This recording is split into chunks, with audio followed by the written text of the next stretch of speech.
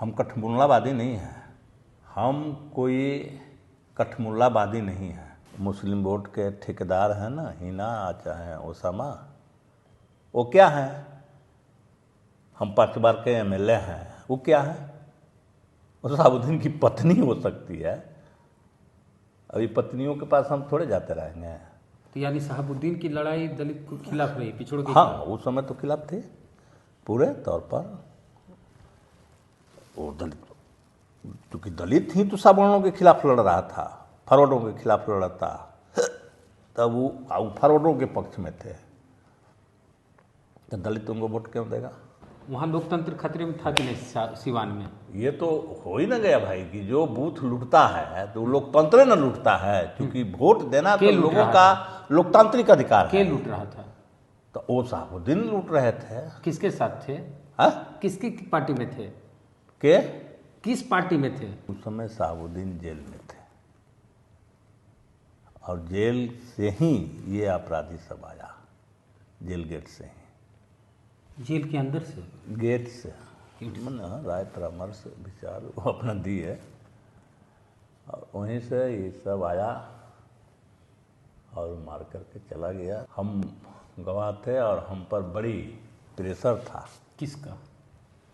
वो शहाबुद्दीन का, गुंडों का, सामंतों का, और पुलिस भी उनके ही पक्ष में खड़ा रहती थी। वहाँ एक कन्फ्यूजन हो गया था, चंद्रशेखर का कोई टाइटल नहीं था, तो वो सिंह के रूप में चला गया था। क्लियर हुआ कि नहीं कुछ वहाँ है, तो सब लोगों ने मैंने अपना सर झुका लिया। Coming generations will ask for an answer. They'll ask us, where were you when new social forces were being unleashed? Where were you when people who live and die every moment, every day, cried for your rights? Kushwaha समाज में शहीद जगदेव बाबू हुए, जगदेव प्रसाद, जिनको Bihar Lenin कहा गया। वो कुशवाहा समाज के इतने बड़े दिग्गज नेता थे और उनको शहादत देनी पड़ी अपने समाज के लिए, बहुजन समाज के लिए, वंचित वर्ग के लिए। कुशवाहा समाज के ही एक युवा नेता चमक रहे थे, उदय हो रहा था कुशवाहा समाज के एक बेटा का, जो जवाहरलाल नेहरू यूनिवर्सिटी में पढ़ाई किए और वहाँ आयशा से छात्र संघ का चुनाव जीते, अध्यक्ष बने छात्र संघ चुनाव का। मेरा नाम चंद्रशेखर है और मैं यहाँ पीएचडी का स्टूडेंट हूँ। मैं बिहार का रहने वाला हूँ, हिंदी प्रदेश का। भारतीय नवजागरण की समस्याएं हिंदी प्रदेश में, और मेरा लंबे समय से वामपंथी छात्र आंदोलन से वास्ता रहा है। उनके अपने गृह जिले सिवान में जान ले ली गई, उनकी हत्या कर दी गई। और माले की ओर से वो राजनीति करते थे, माले की संगठन में थे, और माले से ही लंबे समय से विधायक, बहुत सीनियर लीडर हैं हमारे साथ, सत्यदेव राम जी दलित समाज से आते हैं। तो शहाबुद्दीन के बारे में कहा गया कि हत्या कराने वाले वही थे चंद्रशेखर के। जेएनयू में आज भी जब छात्र संघ का चुनाव होता है या भी कोई भी क्रांति होती है, आंदोलन होता है, प्रोटेस्ट होता है, तो आज भी लाल सलाम वाले, आयशा वाले, एसएफआई वाले चंद्रशेखर को याद करते हैं और चंदू तेरे सपनों को हम मंजिल तक पहुंचाएंगे, इस तरह के कई नारे लगाए जाते हैं और कई कविताएं पढ़ी जाती हैं। बिहार के सिवान जिले का बेटा आज भी जेएनयू में याद किया जाता है। लेकिन बिहार के कई ऐसे कुशवाहा लोग होंगे जिनको ये भी नहीं पता कि उनके समाज का बेटा 90 के दशक में जेएनयू पढ़ने गया, छात्र संघ चुनाव जीता और उभरता हुआ नेता था जगदेव बाबू के बाद कुशवाहा समाज का। उनकी जान ले ली गई, और जान लेने वाले कोई और नहीं, शहाबुद्दीन लालू यादव के प्रिय, जिनके बेटे को और पत्नी को अभी आरजेडी में शामिल किया गया। तो आज सत्यदेव राम जी से हम जानेंगे, क्योंकि ये भी सिवान से हैं, दरौली से लंबे समय से विधायक हैं, बहुत सीनियर लीडर हैं और दलित समाज से आते हैं। तो सिवान की गणित को समझेंगे, राजनीति की क्या गणित थी वहाँ, शहाबुद्दीन का साथ किसकी तरफ था और लाल सलाम वालों माले वाले का साथ किसकी तरफ था, और कैसे हुई चंदू की हत्या, चंद्रशेखर की हत्या। सर पूरी कहानी क्या थी बताएंगे सर? सबसे पहले मैं आपके चैनल के माध्यम से आम जनों को नमस्कार करते हैं, प्रणाम करते हैं, लाल सलाम बोलते हैं, जय भीम बोलते हैं। चंद्रशेखर सिवान जिला के सिवान प्रखंड के ग्राम बिंदुसार के निवासी हैं। उनका जन्म स्थान बिंदुसार है। चंद्रशेखर पढ़ने में बहुत ही तेज तरार थे और इसलिए उन्होंने जेएनयू में कंपटीशन पास करके अपना एडमिशन लिया और वहाँ भी काफ़ी मेहनत के साथ पढ़ रहे थे। उस समय के छात्रों में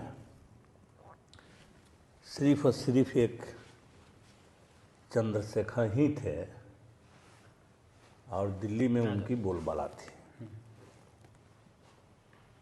चंद्रशेखर छात्र संघ के चुनाव में खड़े हुए और भारी मतों के अंतर से विजयी हुए। आयशा से और एक बार नहीं 2 बार। अच्छा। उसी समय वो छात्र संघ के इंटरनेशनल लीडर के रूप में वो आ गए थे और कई देशों में जाकर के छात्रों के प्रश्न पर, उसका वीडियो है अभी, वो भाषण देते हुए, तो विदेशों में भी जाकर के उन्होंने अपना भाषण दिया है।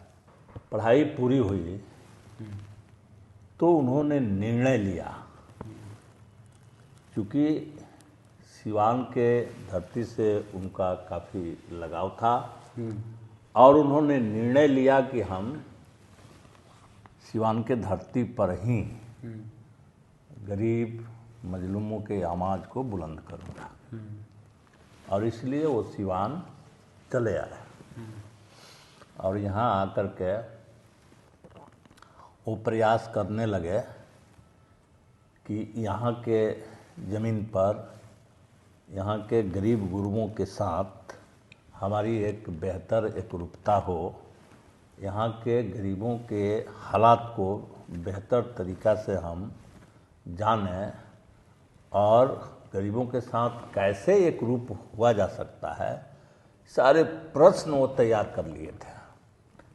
और तब उनको दिखाई पड़ा कि अगर गरीबों के साथ एक रूप होना है तो यहाँ के जो नेता हैं जिनका गरीबों के साथ एक अच्छा लगाव, एक अच्छा संबंध है, तो उसमें वो मुझे चुने, मुझको चुने और वो प्रश्न किए।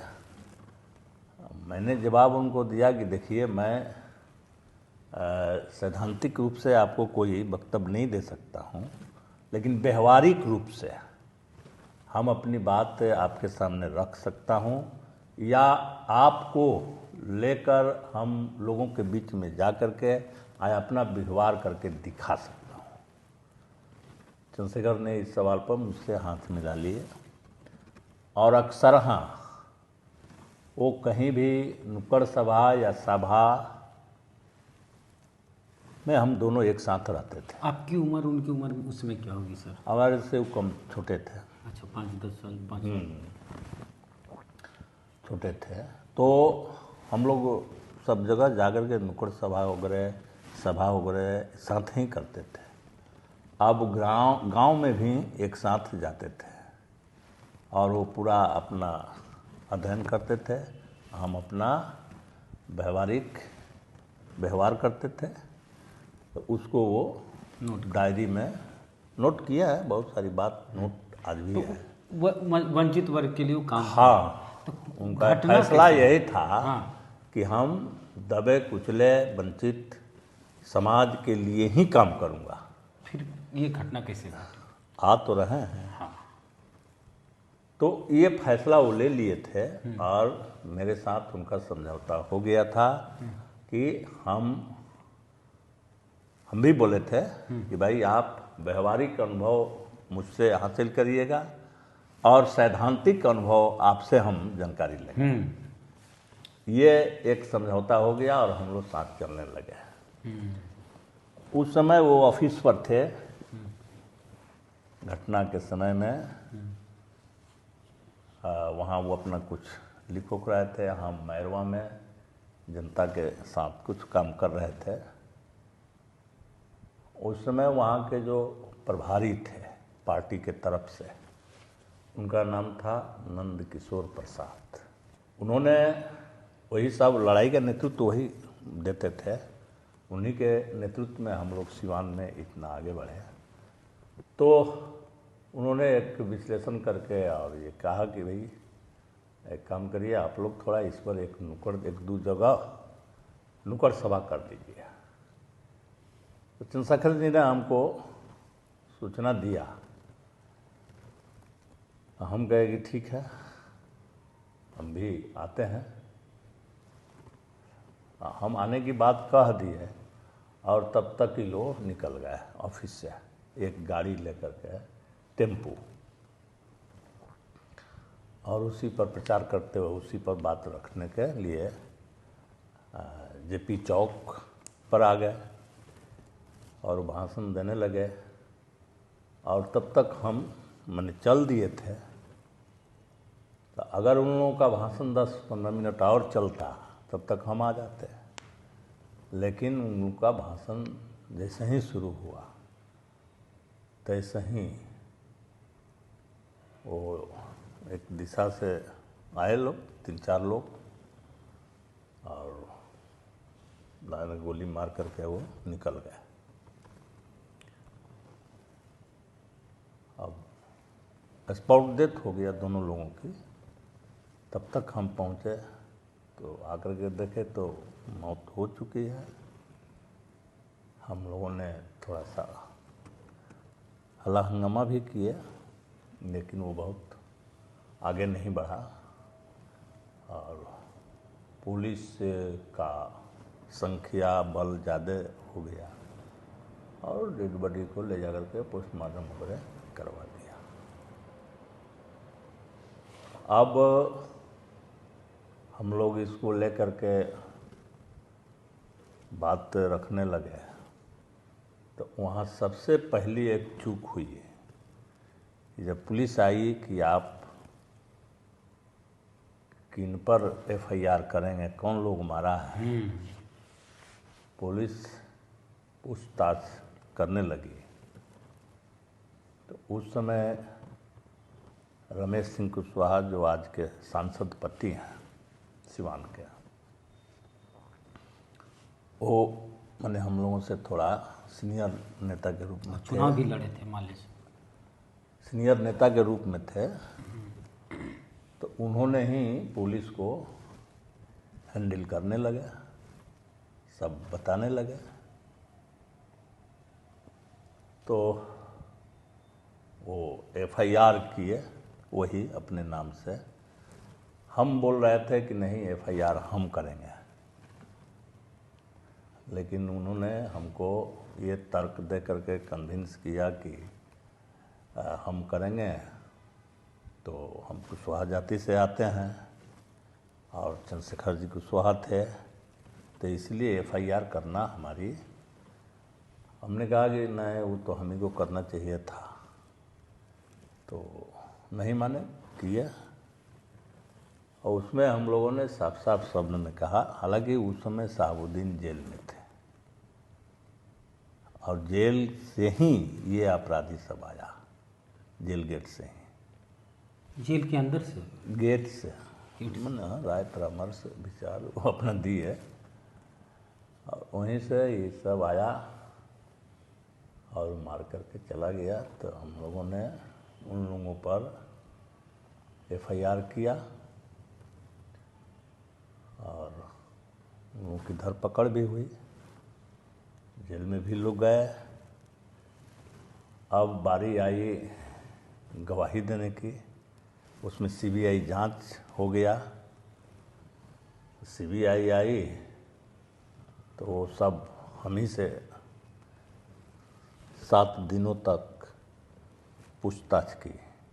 हमको लगता है कि 300 से 400 सवाल हमसे वो की थी आईवी में, और बहुत सवाल करने का जो उन लोगों का टैक्टिक्स था, हम उसमें आए और हमने अपना बात जो था वही बताए, और जिसके चलते वो केस पुख्ता हो गया, प्रमाणित हो गया, और पटना में उसकी गवाही हुई सीबीआई कोर्ट में, तो गवाह हम ही बने। अब यहाँ एक लाइन और आप जोड़ लीजिए कि जो मैंने कहा था कि एफआईआर करेंगे, रमेश सिंह कुशवाहा ने नहीं माना, लेकिन रमेश सिंह कुशवाहा कुछ दिन तक आगे चल के और वो केस से हॉस्टाइल कर गया और वो चले गए शहाबुद्दीन के साथ। जानकारी है ये, शहाबुद्दीन के साथ चल गए, आरजेडी में जाके मिल गया। तो अब यहाँ गवाही देने का कोई उनका औचित्य नहीं रहा। हम गवाह थे और हम पर बड़ी प्रेशर था। किसका? वो शहाबुद्दीन का, गुंडों का, सामंतों का, क्योंकि उस समय तो सब एक गठजोड़ था। लालू यादव की सरकार थी बिहार। सामंत था, गुंडा था, और पुलिस भी उनके ही पक्ष में खड़ा रहती थी। ये सब था।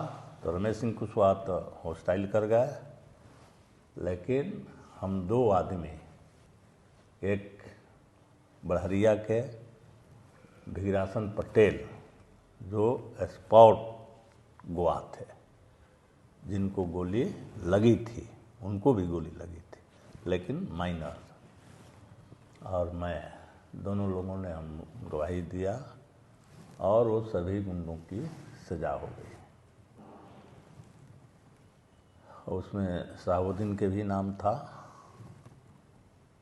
लेकिन कैसे कैसे करके वो, अभी वो केस था, चल रहा था, और तब तक उनका डेथ हो गया।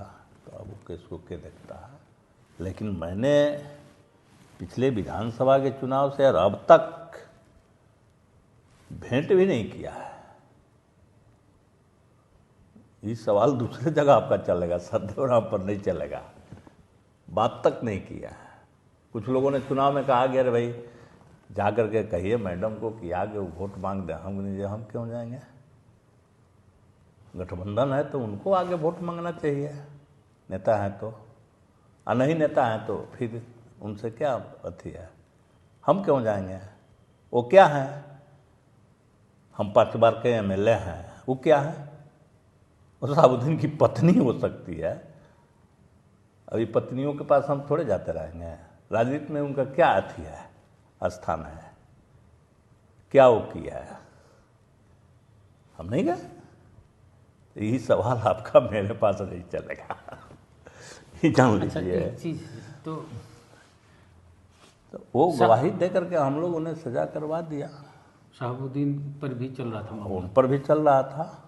इस पे 2 सवाल मेरा है। पहला सवाल ये है कि माले वाले किसके साथ थे और शहाबुद्दीन किसके साथ थे? देखिए, समाज की बात करते हैं। वही समझ गया।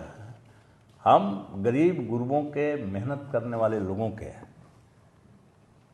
मान सम्मान, हक हकूक, अधिकार की लड़ाई लड़ रहे थे। दलित पिछड़ा, दलित पिछड़ा वही तो गरीब गुरबा मतलब दलित पिछड़ा। शहाबुद्दीन हम आ जाते हैं आपके सवाल के, हम पूरा कर देते हैं। उत्सुकता है लोगों तो ये हम लोग की तो बात दलित से ही शुरू हुई। सबसे पहला उत्पीड़न तो दलितों पर ही था, वहीं से शुरू किए। लेकिन और सारे लोग उत्पीड़ित थे। और जब हमारा ये दलित के पक्ष में, गरीब के पक्ष में आंदोलन जब आगे बढ़ा, कुछ गांवों में हम लोगों ने सामंत लोगों को पीछे ढकेला। जैसे कृष्णपाली मेरा गांव, जहां बहुत बड़ा जमींदार थे शंभू सिंह, 300-350 बीघा जमीन जोतते थे। उनका वजने जो है था 4 क्विंटल का शरीरवे। उनके लिए कुर्सी कोई काम नहीं कर पाती थी, उनको चौकी पर बैठना पड़ता था।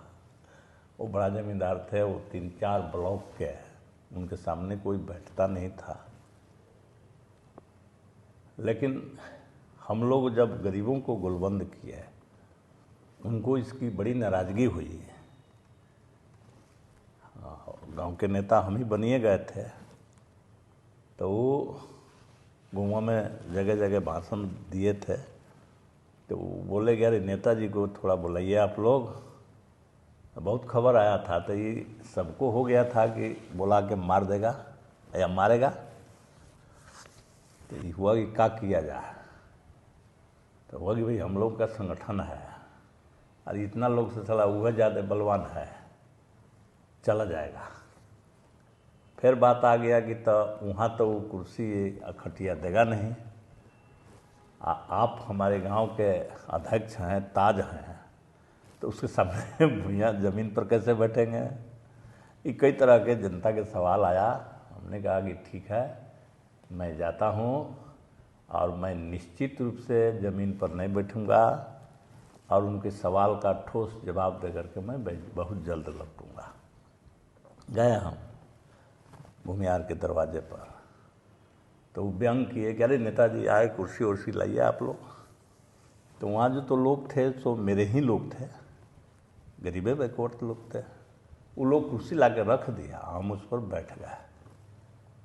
वो पहला मैंने सामंती शान के खिलाफ, क्योंकि उसके सामने तो भूमिहार लोग भी नहीं बैठते थे, लेकिन मैंने उस कुर्सी पर बैठ गया और करीब 5-7 मिनट तक उनको लगा कि हार्ट अटैक हो गया। ये तो दलित कुर्सी पर बैठ गया सामने में, बात नहीं की है और उठ के चलने का वो प्रयास किए कि अब हम यहाँ से चले जाएं। हम भी उठे और हम भी कुर्सी को तोड़ दिए। हम भी कुर्सी पूरा ऐसे दबा करके उठे, उमच के दोनों बाँह टूट गया, कुर्सी चितरा गया। वो उधर गए, हम अपना कोई बात नहीं, कोई बात नहीं। वो तो हमको नीचा दिखाने के लिए, तो वो मजाक उड़ाने के लिए कि कुछ नीचा वो उसमें मजाक नहीं था। मजाक में या नीचा दिखाने में अलग अलग इसका अर्थ है। वो नीचा करना चाहता था पूरे संगठन को, हमको, और इसलिए हम कुर्सी पर बैठ कर के कुर्सियों तोड़ दिए। और तब हम चले, तो शायद हमारे गांव के एनीबॉडी बैकवर्ड सब लोग जुट गए थे। जब इसके यहाँ हम आ रहे थे तो लोग कह रहे थे कि जे कह तो रहे हैं कि हम नहीं ज़मीन पर बैठेंगे, लेकिन उसके सामने कितनों है तो दलितें न हैं, जमारे न हैं। कई तरह के लोग अपना सवाल किया था, लेकिन जब लोग देखा कि कुर्सी पर बैठ गए और देखा कि वो उठ के चले गए, देखा कि ये भी जो है कुर्सी तोड़ दिए, तब हमारे गांव में वो मैंने डंका बजा, ललकार के एकदम लाल सलाम, और सारे लोग एकजुट हो गए आपके पक्ष में। हाँ, मतलब संगठन के हमारे। अच्छा, तो ये अभी तक स्टैंड क्लियर नहीं हुआ।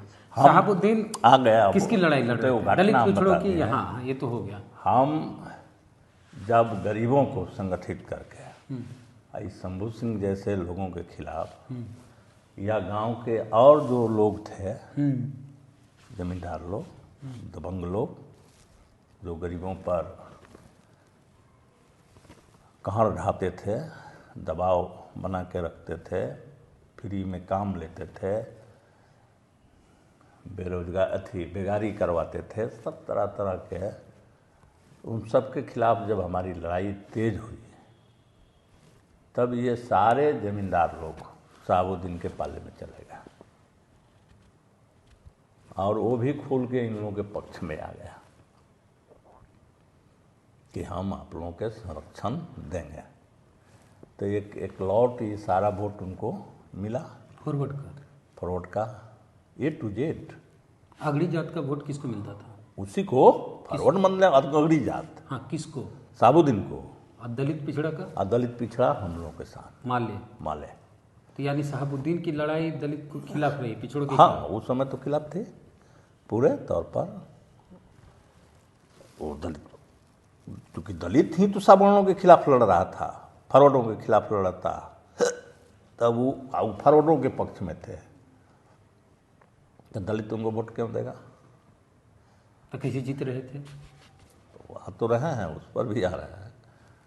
तो एक तो उनको ये बड़ा आधार, दबंग आधार, राजनीतिक रूप से सचेत आधार, धनवान आधार, बलवान आधार, बूथ लूटना ये सब मिल गया। और यही लोग बने, अब वो जीत जाते थे जिला भर में, तो हम जहाँ तक अपना कर पाए थे संगठन, वहाँ तो नहीं जीतने देते थे, वहाँ वो पीछे रहते थे। अच्छा, तो ये जो लालू और यादव जो हम नहीं थे वहाँ, वहाँ वो बूथ छाप करके निकल, जीत लेते थे। यानी जहाँ आप लोग एक्टिव रहते थे, माले वाले, हाँ, वहाँ नहीं। वहाँ लाठी ले खड़ा कि जिसका हाँ, वोट है वही दे। हाँ, वही देगा। वहाँ लूट कैप्चर हाँ, नहीं नहीं होगा। लेकिन बाकी जगह थम्पी। बाकी जगह तो हम गरीबों का भी सब जगह तो किए नहीं थे, तो वहाँ वो लोग छाप लेते थे। वहाँ जैसे लोकतंत्र सिवाने खतरे की में बात नहीं था। करना है, वहाँ लोकतंत्र खतरे में था कि नहीं सिवान में? ये तो हो ही ना गया भाई कि जो बूथ लूटता है तो लोकतंत्र न लूटता है, क्योंकि वोट देना तो के लूट लोगों रहा का लोकतांत्रिक अधिकार के है। लूट रहा था? तो वो शहाबुद्दीन लूट रहे थे। किसके साथ थे? हाँ? किसकी पार्टी में थे? के किस पार्टी में थे? हम घटना की स्टोरी बता रहे हैं, क्योंकि तो आरजेडी में थे? आ रहे हैं ना हम। हाँ। भाई काहे आप अच्छा, ठीक है। तेजी में क्यों आ जाते हैं? तेजी में मत आइए। हाँ। राजनीति में परिस्थिति हाँ, का जो बदलाव होता है, तो परिस्थिति का बदलाव होता है तो जो भी लोग एक वैज्ञानिक दृष्टिकोण रखते हैं, क्योंकि हमारा क्या है, हमारी जो लड़ाई है वो जनता के, गरीबों के, दलितों के लड़ाई है, और हम उनकी मुक्ति के लिए लड़ रहे हैं। तो हमारा हमेशा वैज्ञानिक दृष्टिकोण रहेगा कि हम वो कौन से तरीका लें कि हम उनकी लड़ाई को पूरा करें। ठीक है, अब आज आप जो कहना चाहते हैं मैं कह देता हूँ। मैंने आप ये दिखाना चाहते हैं कि वही शहाबुद्दीन जो आरजेडी से थे और उनके साथ इतनी लड़ाइयाँ हुई, और आज फिर वही राजद के साथ माले है, हम लोग हैं, इतना ही ना दिखाना चाहते हैं।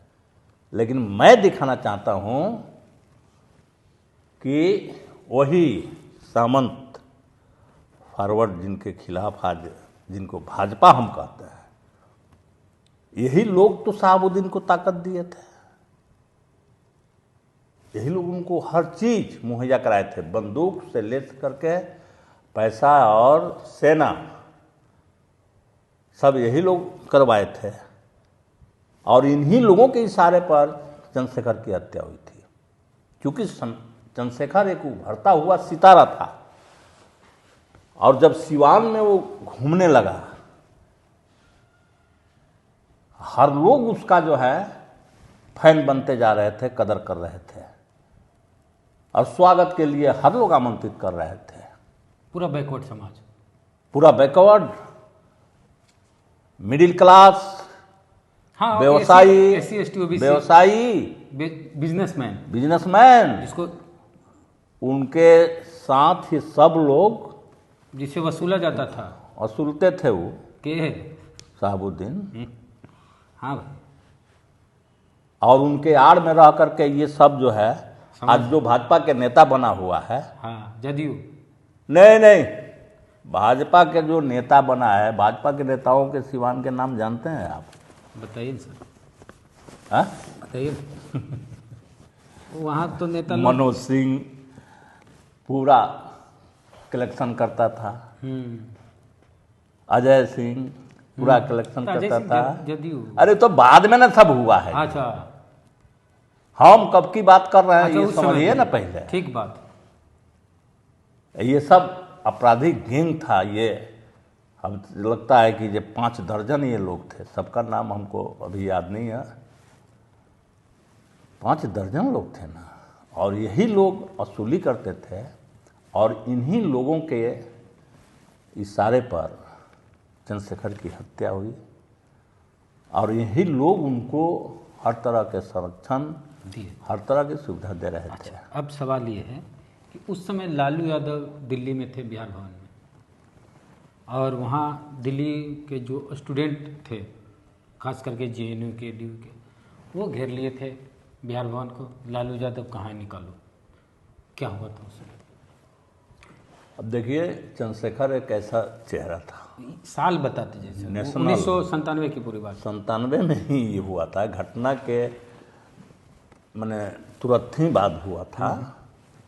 अब एग्जैक्ट डेट नहीं दिमाग पर चढ़ रहा है, लेकिन तुरंत ही मर्डर तो 31 मार्च को हुआ था।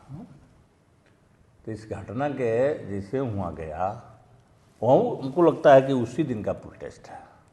उसी दिन JNU के छात्र, DU के छात्र, अन्य छात्र, वो एक प्रोटेस्ट किया, और संजोग से वहाँ थे लालू यादव, साधु यादव, ये सारे लोग थे। तो गुस्सा इन लोगों पर तो उनको फूटा कि यही उनका संरक्षण करते हैं। तो लोगों ने ये किया। तो उसमें तो लालू यादव तो थोड़ा पॉलिटिकली इस चीज़ को देखे, लेकिन साधु यादव, हम बाद में बात करेंगे, अभी थोड़ा बाद में। तो ये प्रोटेस्ट हुआ, तो उसमें तो साधु यादव भी उस समय एक उडंडे टाइप के आदमी था। इसने कहा कि गोली चला दो, लेकिन वहाँ गोली कौन चलाता है। तो एक प्रोटेस्ट भारी हुआ, वहाँ एक कन्फ्यूजन हो गया था, क्योंकि चंद्रशेखर का कोई टाइटल नहीं था। कोई कुछ बुझराव राजपूत है कि यादव है कि दलित है, हाँ, माले वाला तो ज्यादा वो- दलित पूछता है सब। तो वो सिंह के रूप में चला गया था। ओह, राजपूत बुझ लिया। हाँ, सिंह मैंने राजपूत चाहे भूमिहार। अब इसी सवाल पर वहाँ कन्फ्यूजन था, और इसकी जानकारी हम लोगों को मिली कि जैसे क्लियर हुआ कि नहीं कुछ वहाँ है, तो सब लोगों ने मैंने अपना सर झुका लिया, और उस समय केंद्र से उनके माँ के नाम से एक चेक आया, 5 लाख का चेक आया कौशल्या देवी के, उनके माँ के नाम कौशल्या देवी था। चेक आया तो उनकी माँ ने फैसला की कि जो चेक भेजा है वो अपना एक बेटा भेज दे, हम उसको मार करके और उसको 50 लाख का चेक भेजते हैं। एक ही बेटा था, एक ही बेटा था, बेटी भी नहीं, कुछ इकलौता। नहीं, एक सिंगल राजकुमार के तरह उन्होंने पाला था। चंद्रशेखर हमेशा राजकुमार स्टाइल में, लेकिन विचारधारा से सर्वहारा। पिता बचपन में ही गुजर गए तो बचपन में ही गुजर गए थे। तो उन्होंने उस समय मीडिया ने कहा कि एक शेरनी है, शेर पैदा की थी, पैसा वैसा लौटा दिया गया नहीं लिए। ना। उस समय 97 में 5 लाख, 5 लाख अभी का चेक था। अभी 29 साल हो गए, 30 साल पहले 5 लाख। हाँ, तो नहीं रखा गया। पार्टी भी उसका जोरदार समर्थन की। दूसरी पार्टी होती तो कहते थे ठीक है रख लीजिए, हाँ अपने ले लेता, अगर उनको जरूरत नहीं है तो वो अपने लेता। आज के समय ये जान लीजिए, 2 करोड़ आज भी चंद्रशेखर के पास यहाँ काफ़ी ज़मीन है, दिल्ली में उनकी ज़मीन है, और उनकी माँ आकर के बोली थी, खासकर हमको ज़्यादा सेंटर करके वो रखती थी, बोली थी कि आप ज़मीन लिखवा लीजिए, हमने कहा कि चाची तू बाड़ू तो सब जमीनों बटलन बा कहीं जात नहीं खेन, लेकिन हम लिखवा लें तो पूरा हमारे कम्युनिस्ट पार्टी के चरित्र खत्म हो जाए, या पार्टी लिखवा ले तो पार्टी के चरित्र खत्म हो जाए कि जे इसीलिए ये लोग मरवाया मारा ये वो सत्रह। एक धूर सिवान से लेकर के और दिल्ली तक एक धूर हम चाहते तो कार्यालय के लिए अगर कहते कि लिख दीजिए, नहीं उनके मेमोरियल के लिए होना चाहिए उनकी, उतना हम लोग उन्हीं के नाम से है आज। उनका समाधि हमने सिवान में बनाया है, दिल्ली में, सिवान में। अब दिल्ली वाला ज़मीन हम लोग देखे नहीं थे, चाची कह रही थी कि दिल्ली में ज़मीन है, लेकिन हम लोग के नज़र उस पर नहीं न था। हम लोग देख के वहाँ उनके नाम का स्मारक कोशिश हम लोग कर रहे हैं, लेकिन सिवान में तो बना दिया है, सिवान में बन रहा है, अभी काम जारी है, काम चल रहा है। हाँ। अच्छा, अभी एक सवाल है, आप लोग की लड़ाई रही शहाबुद्दीन से, अब शहाबुद्दीन की पत्नी और बेटे को राजद में लाया गया। हमारी लड़ाई शहाबुद्दीन से नहीं थी, हमारी लड़ाई सामंतों से थी, अपराधियों से थी। शहाबुद्दीन अपने वोट के लालच में वो आकर के गरीबों को मार करके सामंतों को खुश करने की कोशिश की, तो वो भी लड़ाई के पात्र बन गए, हो गए। बस अच्छा, वर्गीय लड़ाई। हम जो कम्युनिस्ट पार्टी, हम जो कम्युनिस्ट पार्टी हैं, हम तो क्लास स्ट्रगल चलाते हैं, तो हम क्लास स्ट्रगल में उनको का लेते हैं। उनके पिता तो जो है बैठ करके अथी में रजिस्ट्री में कागज बेचते थे, वो क्या थे, बाबू जी क्या कर रहे थे उसे छोड़िए। हाँ, वोट से बाप क्या किया उसका हम क्या तो वर्गीय माने दुश्मन नहीं थे। सुनिए, एक चीज कहा जाता है कि आप लोग बदमाशी करते थे, जो सवर्ण मीडिया, फॉरवर्ड मनवादी, गोदी, फॉरवर्ड मीडिया, ब्राह्मणवादी मीडिया, उसका कहना है कि आप लोग अगली जात के जमीन पे लाल झंडा ऐसे गाड़ दिए कि जमीन हमारी है। ये कौन तरीका था? एक भी उदाहरण किसी के पास नहीं है, एक भी कि कोई अगड़ी जाति के जमीन पर हम झंडा गाड़े हो। जमीन मेरी हो गई, अब लेकिन ये सरेआम उदाहरण है, सरेआम उदाहरण है, तनी मनी नहीं, 21 लाख एकड़ का उदाहरण है कि जो 21 लाख एकड़ जमीन जो भूदान, गैरमजरुआ, सेलिंग से फाजिल वगैरह जमीन थी, जिस पर ये सब सामंतों ने झंडा गाड़ा है, उसको कब्जा किया है।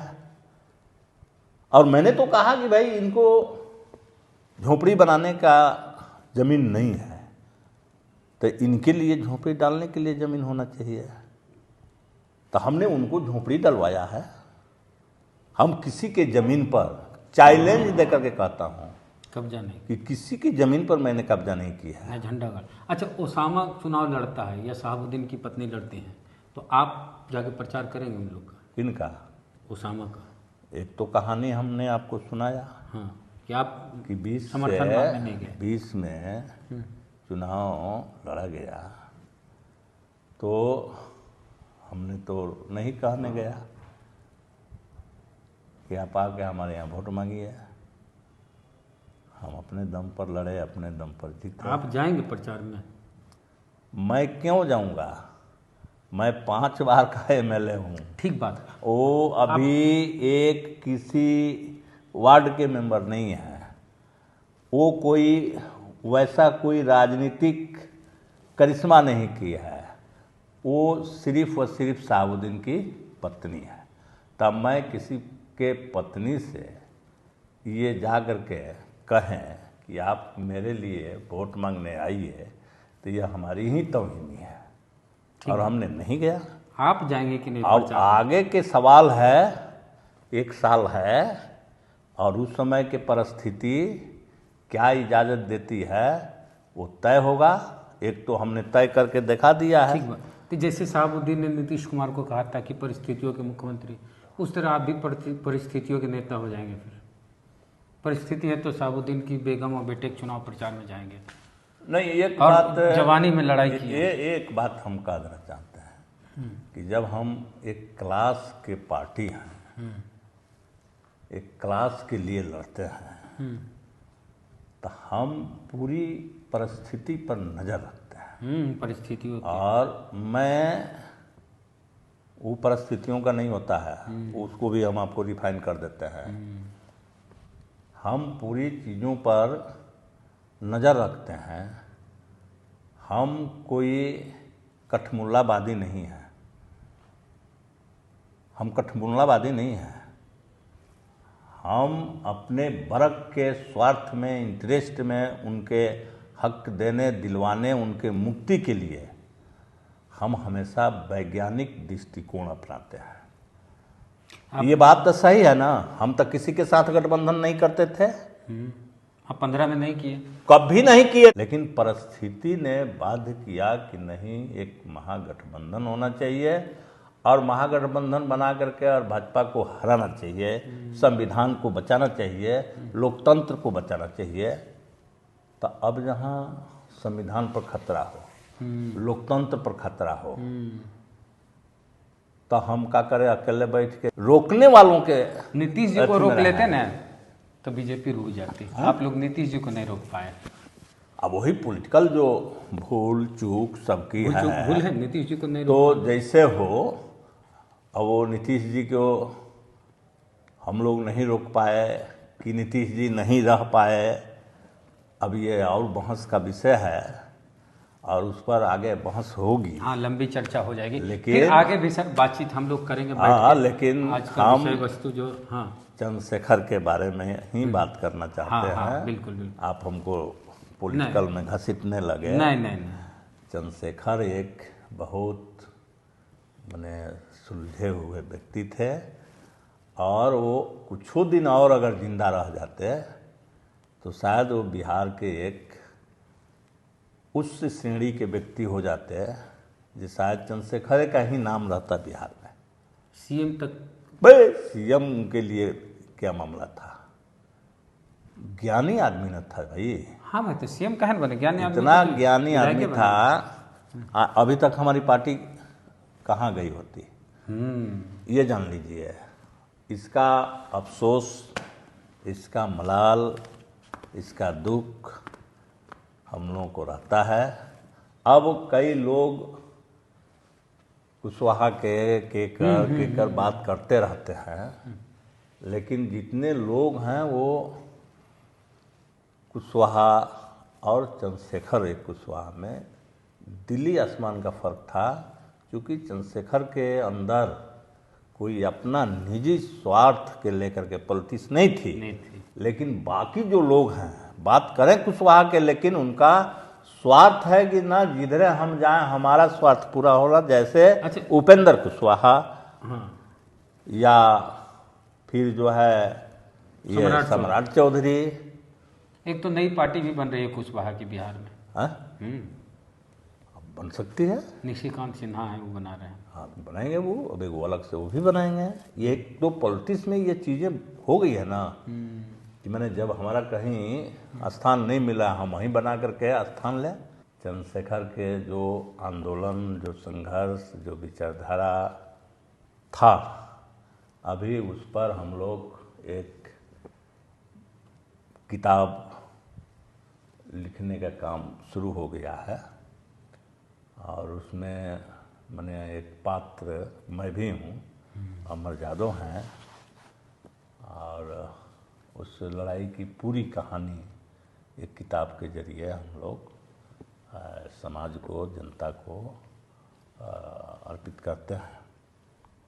और उस पर कई लेखक लोग पहुँचे हैं सिवान, और अपने अपने एंगल से हर चीज़ों को वो कलेक्ट कर रहे हैं, रिसर्च चल रहा है। तो आज बातचीत हुई चंदू मतलब चंद्रशेखर, प्यार से जेएनयू में लोग, छात्र लोग उन्हें और प्रोफेसर लोग चंदू कहते थे।